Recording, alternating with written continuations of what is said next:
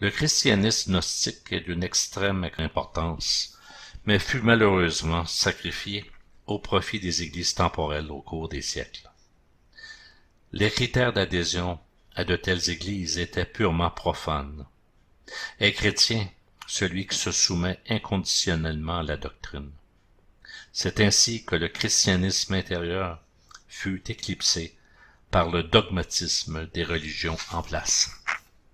Par le fait même, la vibration divine originelle qui sous-tend la philosophie christique fut expulsée de la conscience humaine. Tous les concepts spirituels tels que gnose, logos, école spirituelle, école des mystères, enfin, tout ce qui avait rapport au christianisme ésotérique fut banni, dissimulé et combattu. L'ère du Verseau a débuté et ses rayonnements cosmiques agissent sur toute l'humanité. L'homme d'aujourd'hui rejette de plus en plus les dogmes et se libère de la tutelle des églises. Maintenant, il peut faire la distinction entre ce qui est dogmatique et ce qui est vrai et vivant. Il aspire à une religion compatissante, humaine, donc à une vraie spiritualité. La religion authentique est une religion intérieure selon l'esprit, religare, signifiant relier l'homme à Dieu. C'est la religion de la conscience éveillée et du brisement de l'illusion de l'égocentrisme. C'est un chemin, un processus qui conduit au rétablissement de l'homme divin originel. De tout temps, cette spiritualité intérieure a été soutenue par la fraternité universelle de la vie, au moyen de sa force de rayonnement et de l'enseignement universel transmis à l'humanité à travers les siècles et plus récemment par les cathares, les rose-croix classiques de la Renaissance, ainsi de suite. Les écoles des mystères ont été depuis toujours les gardiennes de la religion intérieure de l'esprit. Ces écoles se manifestent là où des âmes se rassemblent dans un désir véritable de parcourir le chemin de la réalisation et de la libération de l'homme originel. Nous remarquons que depuis plusieurs décennies, nous vivons une importante évolution de la conscience. Ce que nous expérimentions dans le passé sur plusieurs générations, nous pouvons le vivre maintenant en quelques années. Sur tous les fronts, les développements se font à des vitesses vertigineuses et nous sommes contraints de faire des choix éclairés.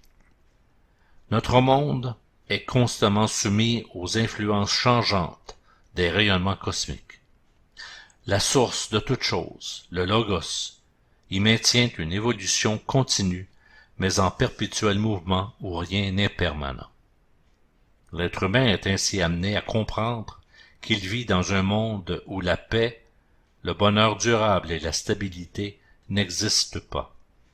Il parvient à comprendre la dynamique désespérée et sans perspective de son champ d'existence où tout se manifeste par paires d'opposés et est soumis à la loi du monter, briller, descendre. Arrivé à la limite, cet homme devient un chercheur de vérité. Et c'est justement parce qu'il aspire à la quiétude et à la réalisation de ses idéaux qu'il se met en quête d'un champ de vie où ses valeurs existent. Lorsqu'il trouve cette réalité supérieure, il est prêt à dire adieu à ce monde.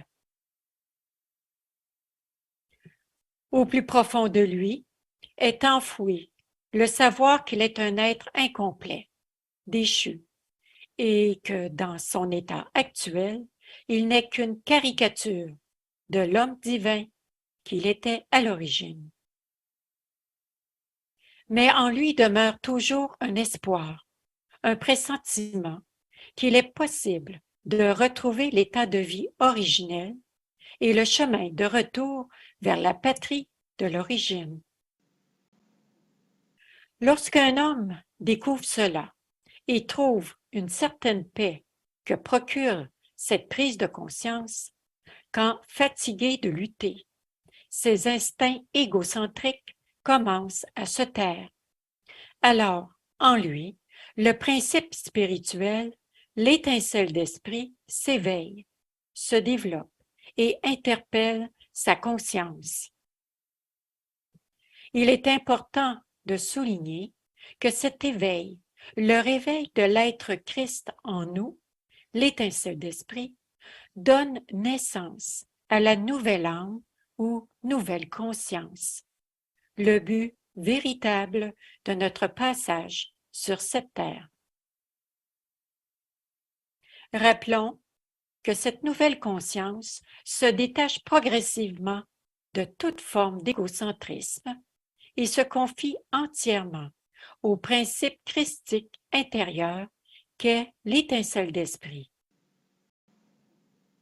C'est le début d'un processus de renouvellement et de purification qui va se dérouler dans la personnalité, mettant à contribution tous les aspects physiques et subtils du système humain. À cet effet, notons que la structure de la personnalité est composée de 3 foyers de conscience, tête, cœur, bassin, qui s'expriment par 4 corps, soit le corps physique, le corps éthérique, le corps astral ou corps du désir, et enfin le corps mental, qui existe à l'état embryonnaire. Le développement de cet ensemble est bloqué par l'emprise du moi sur le corps astral, qui est, sous l'influence du karma, la loi de cause à effet, enregistrée dans la lipika de l'être oral, le champ zodiacal magnétique entourant la personnalité. Il est important de souligner que ce processus ne peut pas être accompli uniquement par la volonté, ni être forcé ou imité. C'est un chemin où les efforts personnels doivent être accompagnés par la force libératrice christique. La nouvelle âme s'avère l'unique porte d'entrée de l'esprit dans la personnalité. Toutes les suggestions de l'esprit sont assimilées par la nouvelle âme et retransmises à la personnalité avant de devenir actives dans le corps. Comment cela se déroule-t-il? Amis, ce processus commence toujours dans le cœur, là où se situe le principe d'éternité, l'étincelle d'esprit ou la rose du cœur. Une aspiration profonde, une orientation continue et la purification du système humain personnel permettent à la force lumière de l'étincelle d'esprit de s'élever vers la tête par la circulation sanguine. Les structures cérébrales commencent alors à fonctionner avec cette nouvelle force. Nouvelles pensées, nouveaux désirs et nouvelles volontés prennent la place des anciens schémas de fonctionnement. Ainsi, l'unité et l'équilibre s'instaurent progressivement entre la tête et le cœur. Tous les organes de la tête collaborent activement à ce processus. Parmi ces organes, la glande hypophyse, centre de contrôle de la sécrétion interne, joue un rôle d'intermédiaire car elle constitue le point d'intersection entre le cerveau et l'organisme tout entier. Quand l'hypophyse baigne dans la lumière de l'esprit, un nouvel état de vie s'établit progressivement. Ainsi, la perception directe du plan divin ou l'illumination intérieure n'est pas sans retentissement. Entre autres, le corps astral, le corps éthérique, le corps physique, le système cérébro-spinal et le grand sympathique subissent des modifications profondes. La glande pinéale joue également un rôle très important dans ce processus du réveil spirituel. Elle est considérée comme l'organe de perception de la lumière et de l'éveil de l'être humain véritable. Elle est la porte d'entrée et le premier point d'attouchement de l'esprit. C'est le point culminant du processus de renouvellement. Symboliquement, dans la Rose-Croix d'Or, on parle des noces alchimiques. Jan van Reckenborg, l'un des fondateurs de l'école de la Rose-Croix d'Or moderne, écrit à ce sujet. Dès que ce champ de perception est activé de façon continue, l'on perçoit distinctement dans le rayonnement de la pinéale un jeu de couleurs et de radiation, parce que la partie du cerveau qu'est la pinéale est, pour l'homme, l'instrument de perception par excellence et comme la principale antenne. L'union de la nouvelle âme et de l'esprit entraîne une activité de rayonnement unique qui a pour effet de tisser un vêtement de matière éthérique pure, le vêtement de lumière. Ainsi, l'homme originel se manifeste dans toute sa gloire. L'homme véritable est né.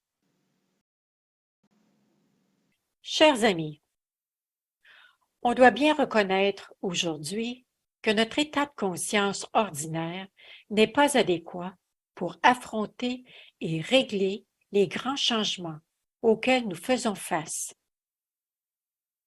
Il faut que l'homme change, car il sera toujours harcelé et interpellé tant qu'il n'aura pas réalisé ces changements en lui.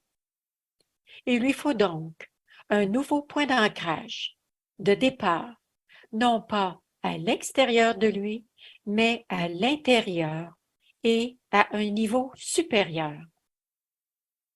Alors, si nous voulons changer notre expérience basée sur les circonstances extérieures, nous devrons travailler sur notre monde intérieur, car le monde que nous éprouvons à l'extérieur est le miroir de notre monde intérieur.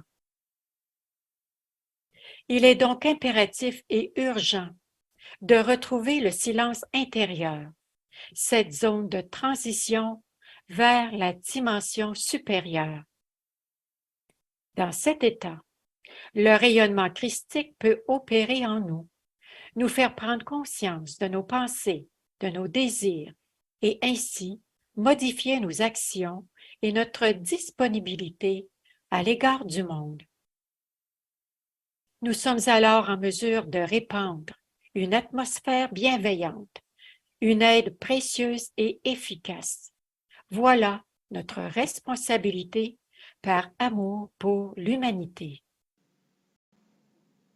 L'essence du travail d'une école spirituelle, telle que la Rose-Croix d'Or, est de permettre aux chercheurs de vérité de réaliser le changement fondamental en favorisant la naissance d'un nouvel état de conscience qui doit se transformer en un nouvel état de vie.